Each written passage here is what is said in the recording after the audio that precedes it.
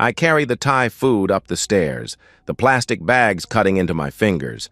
Pad Thai for her, green curry for me. Tuesday's ritual. Marla loves when I surprise her with lunch on my half days at the clinic. The house feels different when I step inside. Quieter. Her laptop sits open on the kitchen island, screen still glowing. She must be upstairs, probably taking one of her endless work calls. "Marla?" I call out. No answer. The shower's running. I set the food on the counter and glance at her screen. Just checking if she's free to eat. That's all. The email client blinks with new messages, and I see his name before I can look away. Evan Martinez. I know the name. Vice President of Sales at her company. Married, 2 kids. I've met him at office parties. Firm handshake, eye contact, the kind of guy who calls everyone buddy. The subject line reads, "Can't wait for tonight." My hand hovers over the trackpad. I shouldn't. But the cursor moves anyway, and I click. David's working late at the clinic. We have until midnight. Same hotel as last week? The words don't register at first. I read them again, then scroll up to see her response from yesterday. Room 412. I already used the points from our joint account. He never checks the statements anyway. The bags of Thai food sit cooling beside me. Steam fogs the plastic containers. I scroll further back. Weeks of messages. Months. Details that make my stomach turn. Plans made with my credit card points. Dinners charged to accounts I pay for. A conference trip to Denver that was never about conferences. I don't yell. I don't throw anything. I just read. Every message chronicles a piece of my life being carved away. Our anniversary dinner she missed for work. The weekend she couldn't go to my brother's wedding because of a client emergency. All of it mapped out in Times New Roman, 12-point font. The shower stops upstairs. I minimize the email and step back from the laptop. The Thai food containers sit there like evidence of a different version of today. One where I surprise my wife with lunch. Where we eat together and she tells me about her morning. Where I don't know what I know now. Her footsteps creak the floorboards above. I hear her moving around the bedroom, probably getting dressed. Probably preparing for tonight. Room 412. I take out my phone and open the camera. Screenshot after screenshot. I document everything. Email threads, hotel confirmations, credit card statements accessed through her saved passwords. "David?" Marla's voice drifts down the stairs. "That you, honey?" "Yeah," I call back. My voice sounds normal, steady. "Brought Thai food." "Oh, that's sweet. Give me a minute," she replies. I copy the entire email thread to a USB drive I keep in my desk drawer. Medical files, I always tell her when she asks about it. Patient confidentiality. She appears in the kitchen wearing the blue dress I bought her for Christmas. Her hair's still damp from the shower. She smiles and kisses my cheek, the same kiss she's given me every day for 8 years. "Sorry, I was just finishing up some work stuff," Marla says, gesturing toward the laptop. I nod and start unpacking the food. "How's your day going?" "Busy. Really busy." She sits across from me at the island. "I might have to work late tonight. There's this big project with some out-of-state clients." I spoon Pad Thai onto her plate. "Sounds important."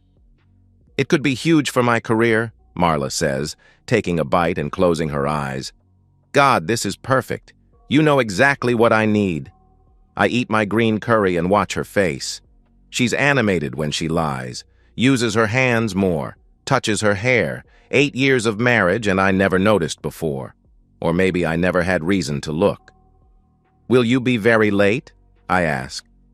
"Probably not until midnight. You know how these client dinners go," she replies. I nod again.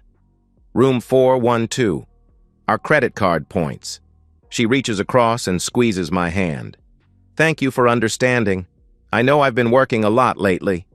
Her engagement ring catches the light. The same ring I picked out 3 years ago. The same ring that will be photographed by a lawyer next week. "Of course," I tell her. "I want you to succeed." Wednesday morning tastes like copper pennies. I make coffee while Marla showers, and everything looks exactly the same. Same blue mugs, same kitchen table, same wife padding downstairs in her terry cloth robe. "Sleep well?" Marla asks, kissing my forehead. "Like a baby," I reply. She pours coffee and scrolls through her phone. I watch her thumb move across the screen. Wonder if she's texting him. Wonder how long this has been my morning routine without me knowing it. "Big day today?" I ask. "Just the usual meetings," she says. "Oh, and I might have another late night Thursday. This project's really picking up steam." "Thursday's good for me. I have that medical conference call anyway," I tell her. The lie comes easily. There's no conference call. But there will be other things. Conversations with lawyers, accountants, people who know how to dismantle a marriage without leaving fingerprints. At work, I see patients and make small talk about weather and weekend plans. Mrs. Patterson wants to discuss her grandchildren.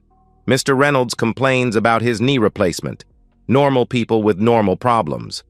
During lunch, I call my attorney. "David?" "Wasn't expecting to hear from you," Richard says. "Richard, I need to see you. Today, if possible."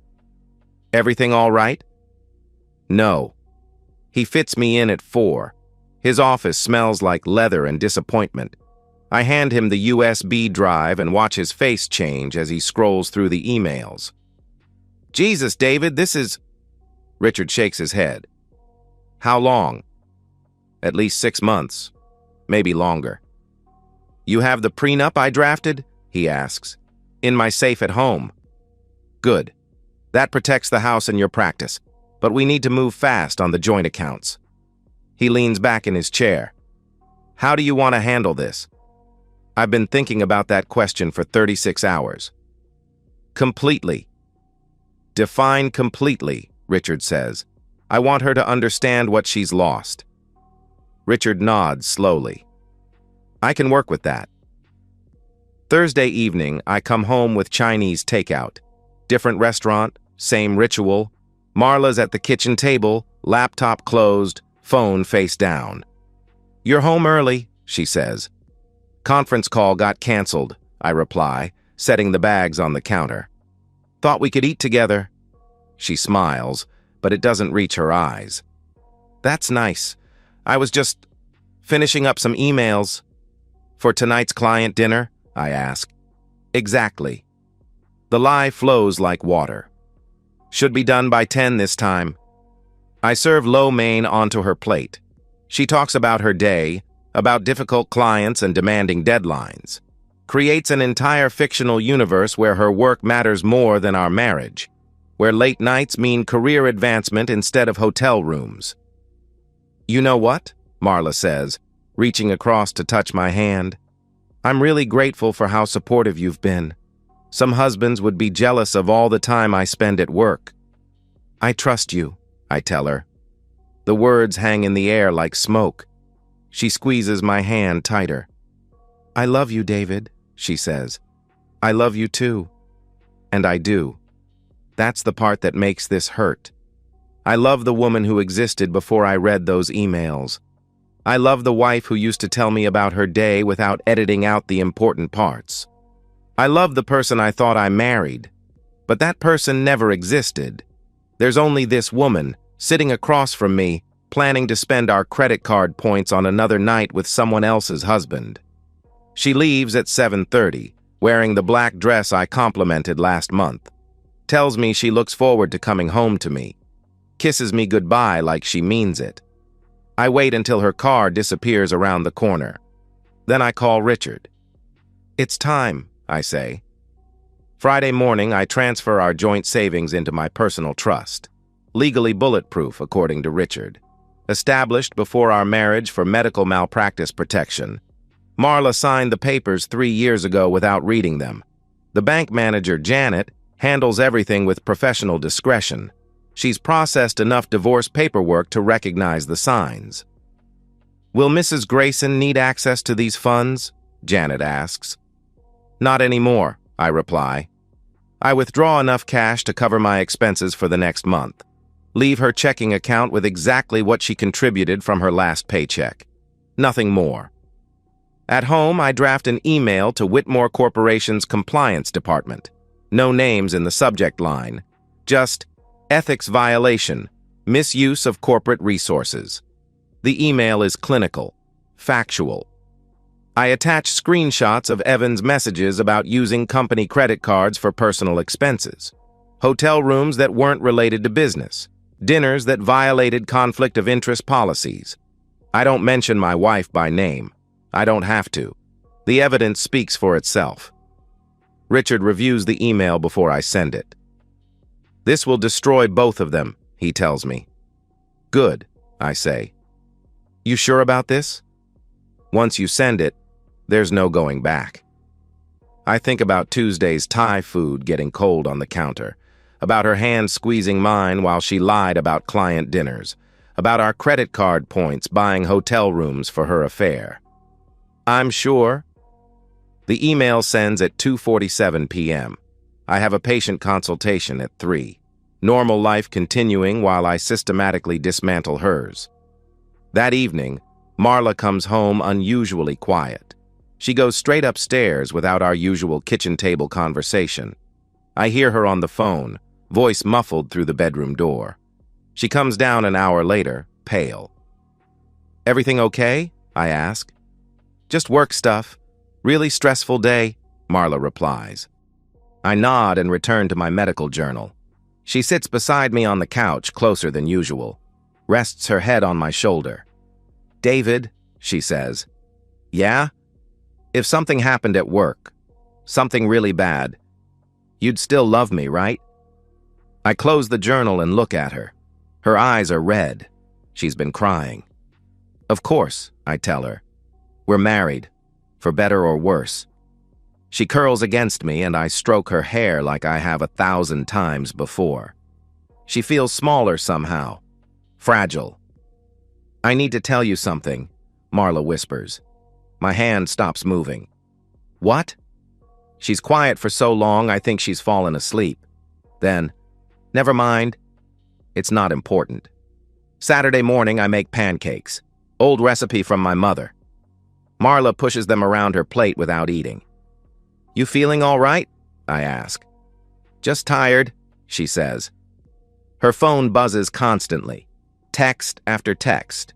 She ignores them all. I spend the afternoon in my study, organizing financial documents, bank statements, investment accounts, the prenup that protects everything I owned before our marriage, the house, my practice, my future. Sunday, I send one more email. This one goes to Harold and Margaret Walsh, Marla's parents, conservative Catholics who still believe marriage is sacred, who raised their daughter to value commitment and faithfulness above all else. I don't write anything in the body of the email. Just forward the entire thread between Marla and Evan. Let them read their daughter's words in her own voice. Harold's response comes back within an hour. 2 words. We're ashamed. That's all. No phone call, no request for explanation. Just shame, delivered with the efficiency of a man who doesn't waste words on lost causes.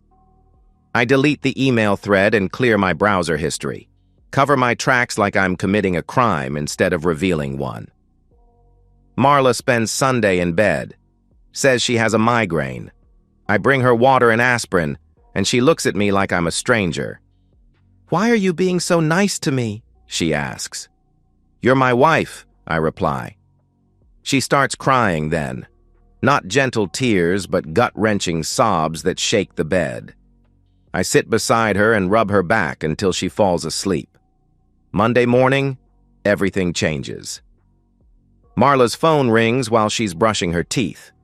Unknown number. She lets it go to voicemail, but it rings again immediately. Marla Walsh? The voice is crisp, professional.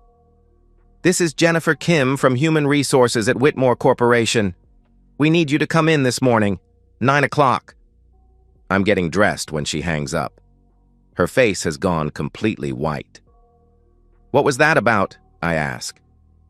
I don't know. HR wants to see me, Marla replies. She tries to sound casual, but her hands shake as she applies mascara. Misses her lashes twice. Probably just routine stuff, I tell her. You know how corporate is. She nods, but we both know HR doesn't call emergency meetings for routine stuff. I kiss her goodbye at the door. She clings to me longer than usual. I love you, Marla says. Love you too, I reply.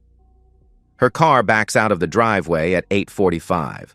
I watch from the living room window until she disappears around the corner. At 9:37, my phone buzzes. Text message from Marla. They're firing me.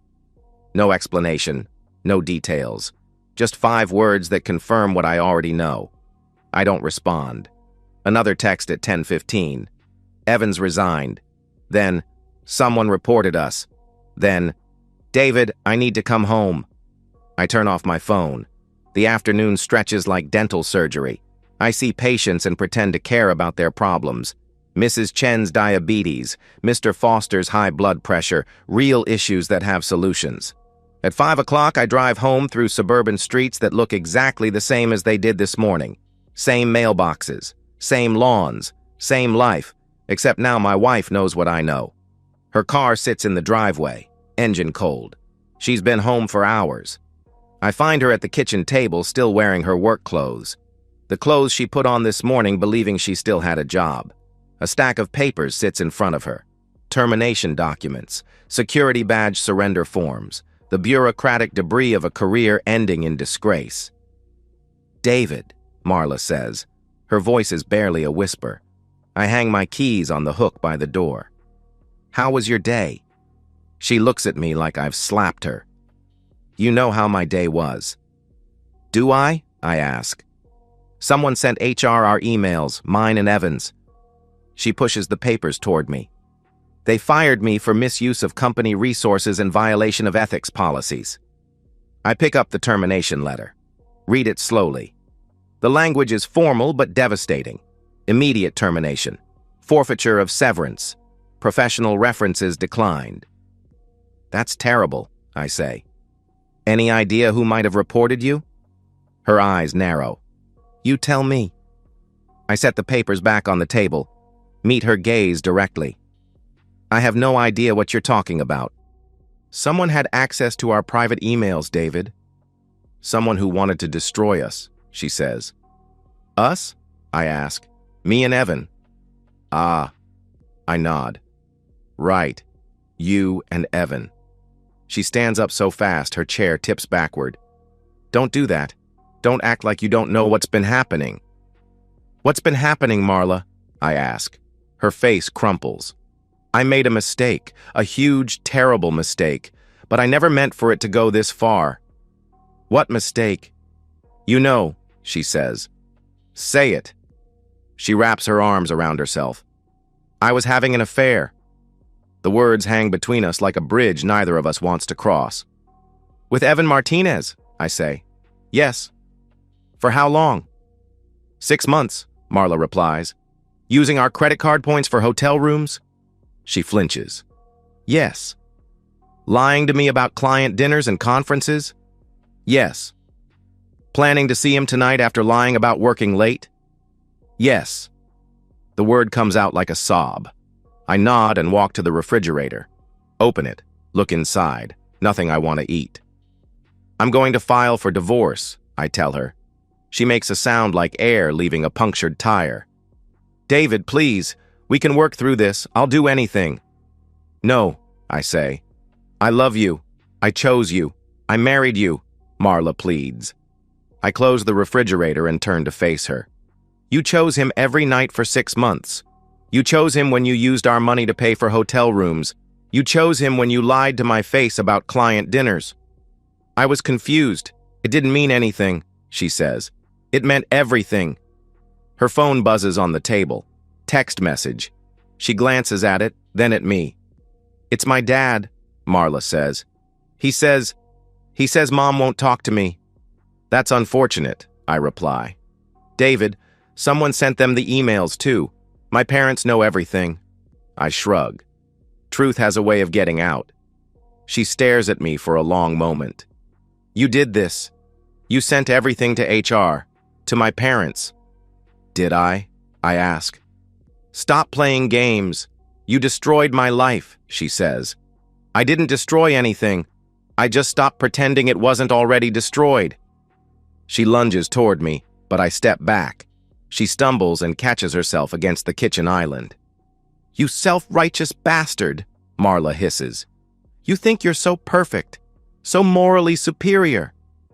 I think I'm married to someone who used our anniversary dinner to plan hotel visits with another man, I reply. That stops her cold. She remembers that night. I can see it in her eyes. The restaurant, the wine, her phone buzzing with messages she thought I couldn't see. I'm staying at Richard's tonight, I tell her, moving my stuff out tomorrow. This is your house, she says. I know. The realization hits her like a physical blow. The prenup, the trust fund, the protection I built before we ever met. You can't just throw me out, Marla protests. I'm not throwing you out. I'm leaving. You can stay as long as you like. I don't have anywhere else to go. That's not my problem anymore, I say. I walk upstairs and pack a bag. Essentials only. I'll get the rest later when she's not here to make it complicated. She follows me around the house, pleading, bargaining, threatening. The same progression I've seen from terminal patients when they first get their diagnosis. At the front door, I turn back. The joint accounts are closed, I tell her. Your checking account has what you contributed from your last paycheck, about $800. Her mouth falls open. You can't do that. It's done. I'll get a lawyer, Marla threatens. Good luck paying for one, I reply. I leave her standing in the doorway of what used to be our home.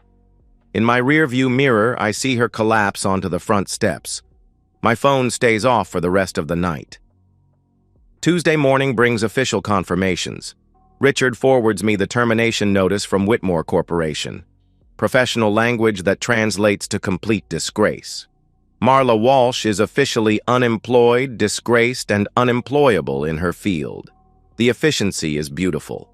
One email to HR, and her entire career evaporates. Wednesday, Evan Martinez's resignation letter makes the rounds through industry contacts.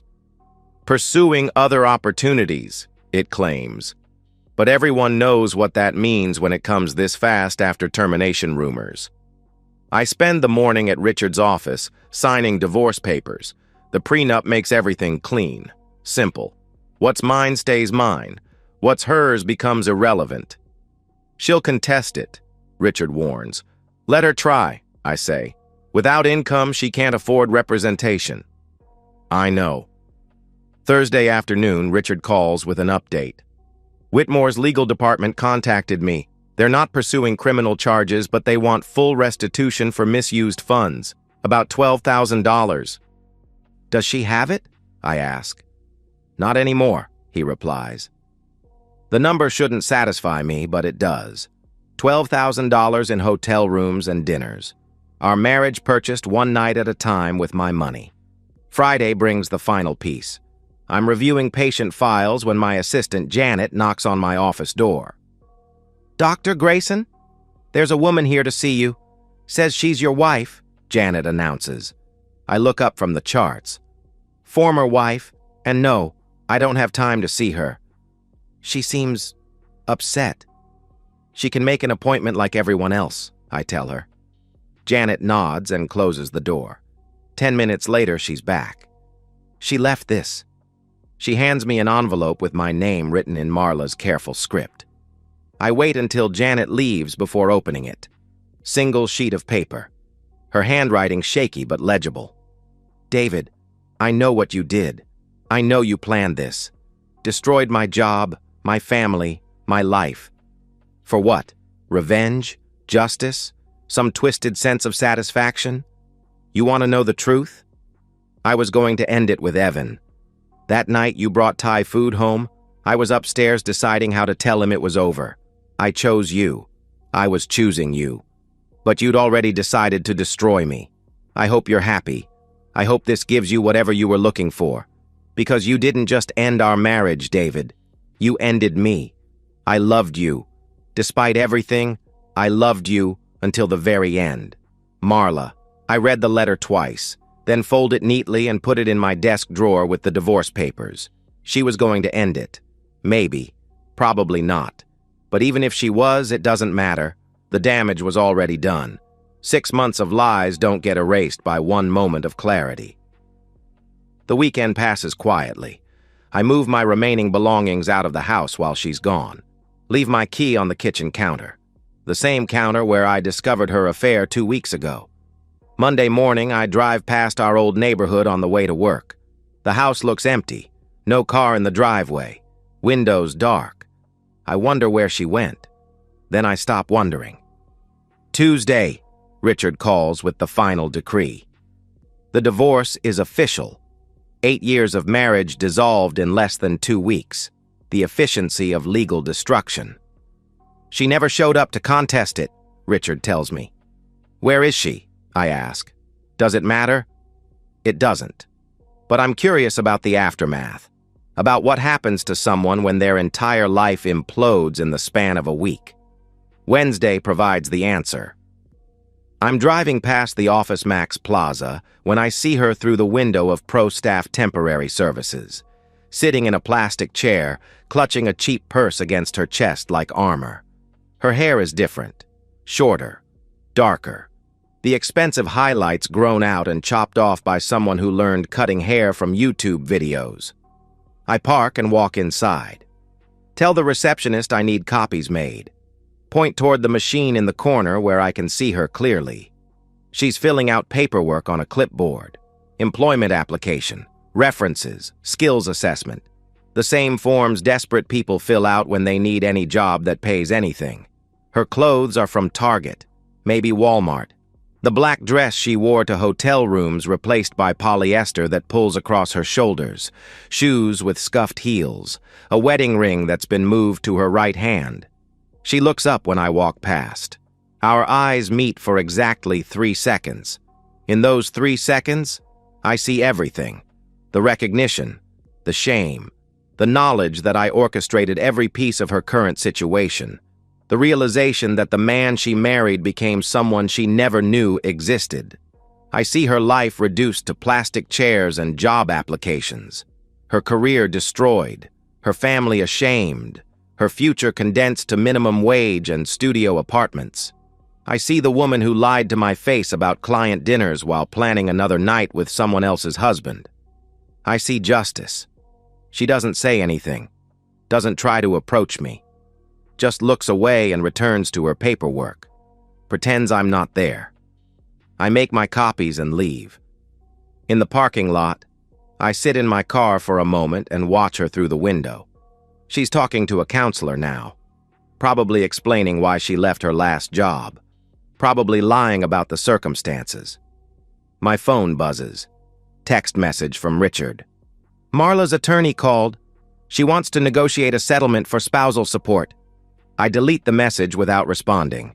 The woman in the temp agency isn't my problem anymore. She's not my wife. She's not my responsibility. She's just someone who used to share my name and sleep in my bed and lie to my face every single day for 6 months. I start the engine and drive away. Don't look back. That evening, I eat dinner alone in my new apartment. Takeout from the Thai place. Same pad Thai I brought home 3 weeks ago when I still believed in my marriage. It tastes different now. Better somehow. I think about Marla sitting in that plastic chair. About the moment our eyes met. About the look on her face when she realized I'd won. Because that's what this was. A game.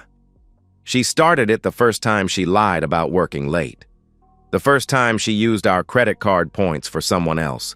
The first time she chose him over me. She just didn't realize we were playing until the game was over. I finish my dinner and wash the dishes. Normal Tuesday night routine. Same as always, except now I don't have to pretend I don't know where my wife really is. Outside my window, the city continues its indifferent existence. People falling in love and getting married and cheating on each other and destroying everything they once claimed to value. But that's not my story anymore. My story ends with 3 seconds of eye contact in a temp agency. with the woman who destroyed our marriage reduced to begging for minimum wage work, with justice served cold and precise and completely satisfying. I turn off the lights and go to bed.